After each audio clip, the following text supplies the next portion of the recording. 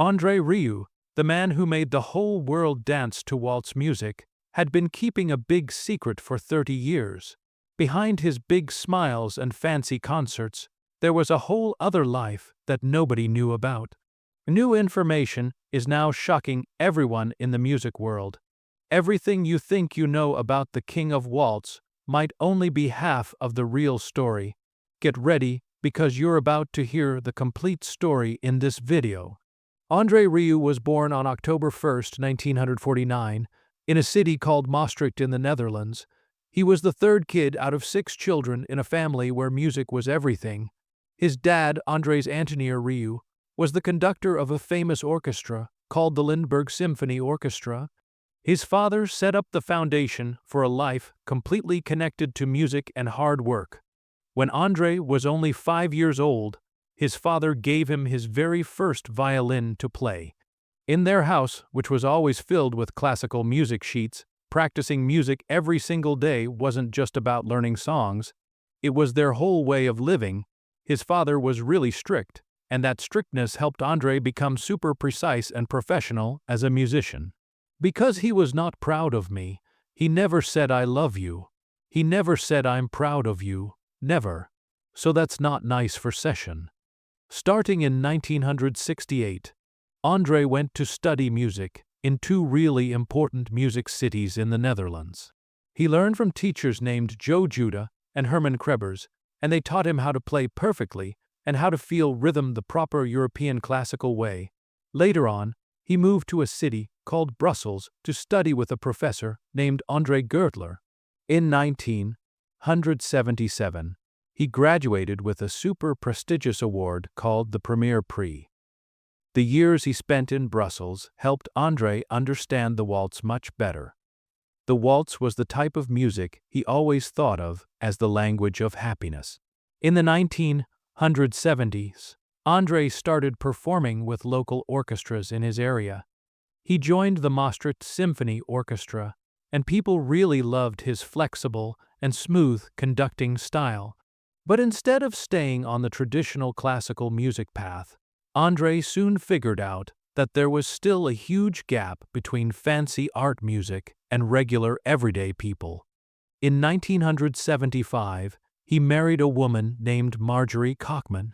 She was a language teacher who really appreciated and loved the arts. Marjorie wasn't just his wife. She was also like the mastermind behind his future plans. André once said she was the person who keeps everything balanced between the music and real life. This partnership created the foundation for a family business model that would later become what they were known for. While Marjorie took care of all the planning and organizing stuff, André focused on creating his own special performance style. Together, they figured out ways to make classical music easier for regular people to enjoy and understand. They discovered that the waltz, with its easy-to-follow 3/4 rhythm and emotional feeling, was the perfect bridge between old traditional music and modern life. By the late 1970s, André started his own group called the Maastricht Salon Orchestra. This was the first music group that really showed his personal style. The group performed in small concert halls, local theaters, and even out in public squares. People in Maastricht, who were used to serious, formal music, started to notice something different. The waltz was now being played with smiles and exciting stage energy. The Maastricht Salon Orchestra wasn't just a test run. It was like André's musical laboratory where he tried out new ideas. He took pieces by the composer Strauss and rearranged them, made them faster and brighter, and turned the performances into celebrations. Through doing this, he learned how to manage people, handle schedules, and take care of money. These were rare skills for a musician to have back then. In an interview later, André remembered and said, "Those years taught me that to reach people, music had to breathe. You had to make it dance." That sentence basically summed up the artistic philosophy he developed during this time.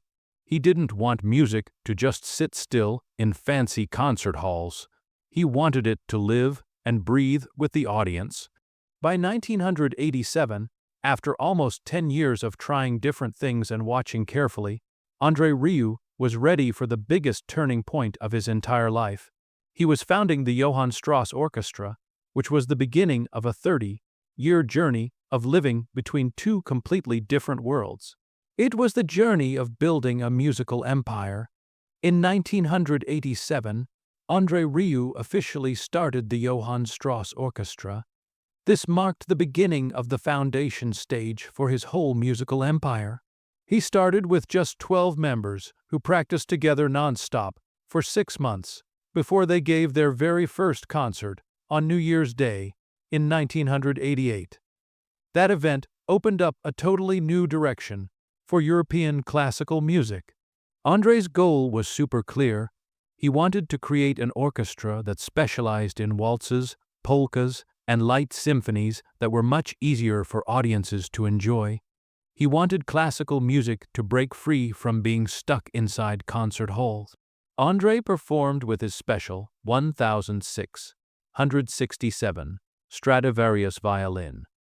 This was his treasured instrument that he carried with him to every single performance. Marjorie Rieu played a huge role in organizing everything. She managed the money, found and hired musicians, and supervised everything that happened backstage. André once said he could never run the orchestra without her help. Together, they created a business model that mixed art and business, all built around their family as the core. Instead of depending only on sponsors giving them money, André chose to be independent. He created a system where people bought tickets directly from them, and he took complete control of everything in the production, from stage design and lighting to the costumes everyone wore. This setup soon made the Johann Strauss Orchestra look like an independent performance company. In an interview with Classic FM, André shared, "Johann Strauss was an incredible musician, but also a very clever businessman." That statement clearly showed his philosophy and way of thinking. For André, art couldn't survive without good organization and management. André wasn't just the musical leader, he was also the storyteller on stage. He would often talk briefly to the audience, sharing interesting stories about the pieces they were about to perform. This interaction made the people watching feel like they were invited to be part of it, rather than just sitting there listening passively. In 1991, the Johann Strauss Orchestra started recording their concerts so they could be shown on national television. It was a financial risk and gamble, but the results came super fast. TV audiences discovered a lively, exciting style that was completely different from the stiff, boring image usually connected with symphony orchestras. The money from television and ticket sales helped the orchestra keep running steadily. From that point on, André made plans to make the group bigger by adding more string players and brass players. By 1993, the orchestra had grown to almost 30 members and was ready for even bigger projects. During this time, André also started experimenting with recording music independently. He spent money on his own equipment and built a small studio right in his house in Maastricht. This let him control the sound quality and cut down the cost of renting space from record labels. From this point forward, the artist-producer model became really clear. From 1992 and onward, the Johann Strauss Orchestra started attracting fans who came back again and again. They attended regular concerts in Maastricht, Antwerp, and Cologne. The orchestra became a cultural symbol of the area where the Dutch, German, and Belgian borders meet. They even started bringing in younger listeners, which was really rare for classical music. By the end of 1993, André's orchestra had secured a really strong position in the region. Dutch music magazines called him the man who brought a fresh breeze to European waltz music. That success set the stage for the major turning point of 1994, when a song called The Second Waltz was about to be released, and it would change absolutely everything. The global explosion happened in 1994.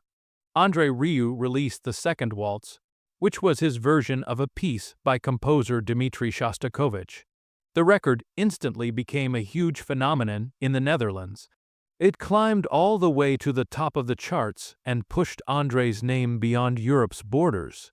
He remembered and said, "For years, I offered a waltz recording to record labels, and every year they turned me down and said no. Finally, they agreed, and that was the turning point." The success of that piece completely transformed and changed the status of the Johann Strauss Orchestra. International promoters started reaching out to them, tickets sold out super fast, and André entered a period of growth like never before. His orchestra became a symbol of how classical music could be completely reinvented and made new. From 1997, André began doing tours all over the world on a really intense schedule. The orchestra performed in the United States, Australia, Japan, and many other countries in Europe. Each concert brought in tens of thousands of people watching, creating an atmosphere that was rarely seen in classical music. André focused on recording entire performances and releasing live DVD and albums. This doubled the amount of money he made and allowed audiences all around the world to experience his shows, even if they couldn't be there in person. His style started being recognized as a modern classical stage phenomenon. In 2005, André launched his summer concert series at Vrijthof Square in Maastricht, which was his hometown. The event immediately became a cultural tradition and ritual for the city, bringing in visitors from all around the world. He once said, "Playing in my hometown, seeing people from all over the world dancing on the square, it's the most beautiful feeling." Vrijthof quickly became a symbol of the André Rieu brand. Building on that huge success, André expanded to other outdoor venues in Germany, France, and Australia. The concerts were massive productions where music, lighting, and stage design all came together into one complete entertainment experience. Audiences didn't just listen, they became part of a big celebration. By 2007, the Johann Strauss Orchestra had transformed into a performing organization with more than 50 members and hundreds of staff working behind the scenes. André's touring system worked with the precision of a major corporation, with schedules planned down to every single hour.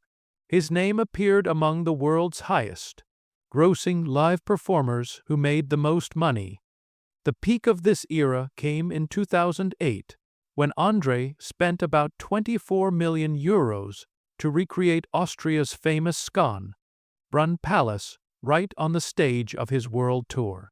The massive production included cavalry units with horses, a golden stage, and a choir of more than 100 singers. The event made a powerful impression on the international performing arts community. The media called it a classical concert on the scale of a grand opera. Still, behind all the glamour and sparkle, the enormous expenses put a really heavy financial strain on André's company. Even so, André never looked at it as a failure. To him, it proved that classical music could become a shared, public experience. Bringing tens of thousands of people together for a waltz by Shostakovich or Strauss was an achievement that very few contemporary musicians could ever match. That accomplishment would lead him into his next great challenge, when his health, finances, and performance system would all be pushed to their absolute limits. After the global explosion, André Rieu entered the most challenging and difficult period of his career. The really intense performance schedule started taking a visible toll on his health. In 2010, while he was preparing for tours in the United Kingdom and Australia, André became sick. Doctors diagnosed him with a viral vestibular nerve infection. The illness attacked his balance and made him dizzy whenever he stood up. In an interview, André said, "Every time I stood up, I was sweaty and dizzy. The entire tour had to be cancelled. Tens of thousands of tickets had to be refunded and given back, and he was forced to stop performing for almost 3 months. It was the first time the orchestra had paused in years. During his recovery time at home, André faced his own limits. He realized his body, had been completely exhausted after thousands of hours performing on stage. For someone who lived through music and audiences, stopping was a really severe psychological challenge. The illness became a warning he couldn't ignore. At the same time, expenses from his golden years came back to put heavy weight on the company's finances. The 2008 Schönbrunn Palace reconstruction project had cost more than 24 million euros. Much of that money came directly from André's personal savings. Financial pressure hit right when his health was in crisis. André admitted this was the hardest phase of his entire career. He told the press that every morning he had to choose between worrying and moving forward. The double strain, both physical and financial, forced him to completely rethink how the Johann Strauss Orchestra should work and operate. In this situation, he and Marjorie started restructuring and reorganizing the company. They reduced expenses for logistics, cut tours to faraway places, and increased investment in video and television production. Concerts were filmed professionally, so they could be broadcast in multiple countries. This kept audiences engaged without them needing to travel extensively. As his health slowly and gradually improved, André came back to the stage, but at a completely different pace. He made tours outside Europe shorter and focused on familiar cities like Maastricht, Vienna, and Cologne. Each tour was planned super carefully to balance his energy and stamina with artistic quality. André lived with his family at Kasteel Doornroos Sleeping Beauty Castle in Maastricht. The historic building worked both as a home and as a production base. There, he set up a recording studio, sound workshop, and tour management office. Inside its old brick walls and glass windows that overlooked the garden, every plan for the orchestra was mapped out. That space became the new center of operations. Every morning, André worked with Marjorie and their son Pierre in a small office in the castle's east wing. They coordinated schedules, talked about set lists, and handled performance contracts. From being just a musician, André had become the head of a fully functioning performance business. After going through a health crisis, André changed his whole lifestyle. He started doing light exercise every morning, limited how much alcohol he drank, and made sleep his top priority. In an interview, he said strongly, "Giving up is the worst thing you can do."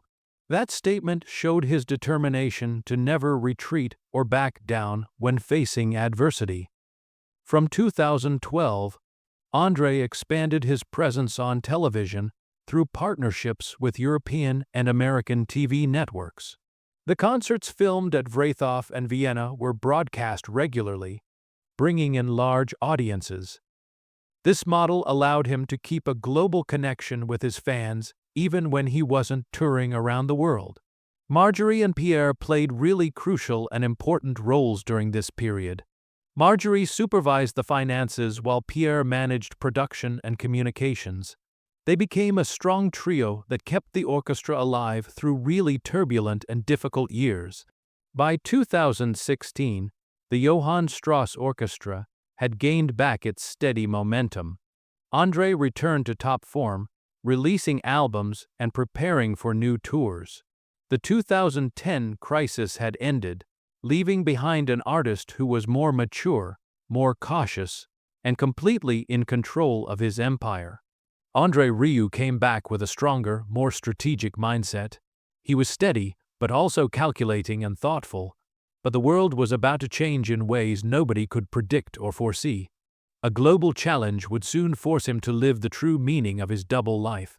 From 2017 onward, André Rieu entered a phase of redefining and reshaping his position. After years of strategic adjustment, he had built a stable system that operated on a global scale. The Johann Strauss Orchestra now functioned as an artistic business with hundreds of employees working for it. When the COVID-19 pandemic hit and struck in 2020, everything came to a sudden and abrupt halt.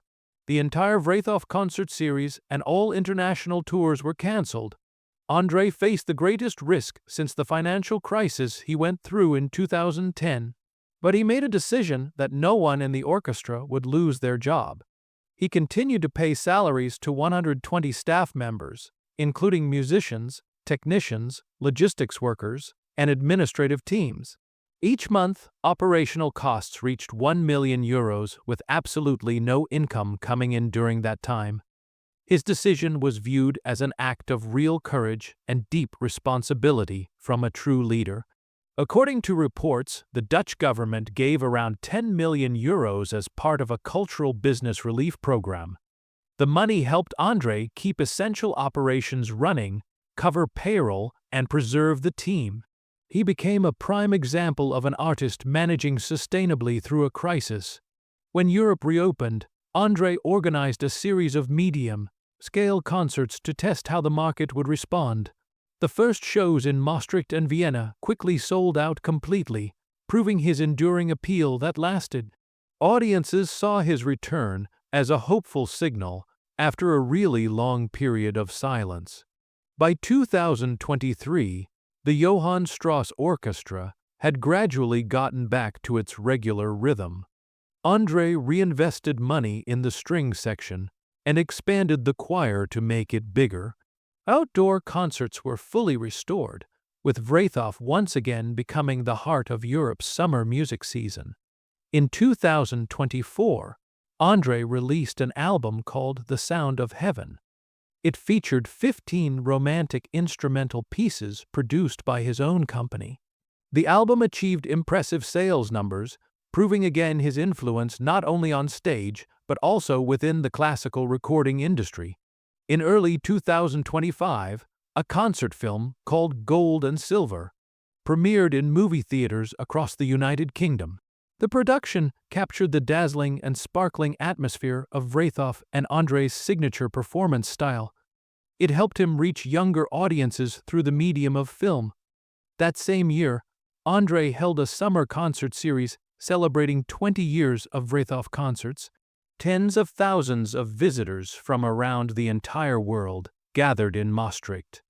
The event was filmed, broadcast live, and became one of the largest open-air musical gatherings in Europe at that time. Also in 2025, André released an album called Thank You Johann Strauss. To mark the 200th anniversary of the birth of the composer he respected most. The project was a tribute to the man who shaped his entire artistic journey and a way to connect today's audiences with the legacy of classical music. In an interview with The Telegraph, André said, "I'm building on stage. I'm building up an audience that loves music." That statement summed up his philosophy of life and work over 4 decades. His goal was to create an audience that truly loves music, not just listens to it passively. At over 70 years old, André continues to work at a really intense pace. He is preparing plans for the 2026 tour, which will include new destinations in South America and Asia. The orchestra is also expanding with younger members to make sure a new generation can carry on the successful model he has built. André was not only a performer, he was also an organizer, producer, and captain of a really complex system. His double life, being both an artist and an entrepreneur, had never been clearer. These two sides complemented each other and sustained the vitality and energy of the Johann Strauss Orchestra brand. 30 years after founding the orchestra, André Rieu has remained completely faithful to one purpose: bringing the waltz to everyone. Among all the revenue figures, millions of albums sold, and hundreds of concerts performed, he still represents the image of a musician devoted to his violin. If you believe that music can connect people across time and borders, share this video so more people can discover the journey of André Rieu, the man who turned the waltz into the language of joy.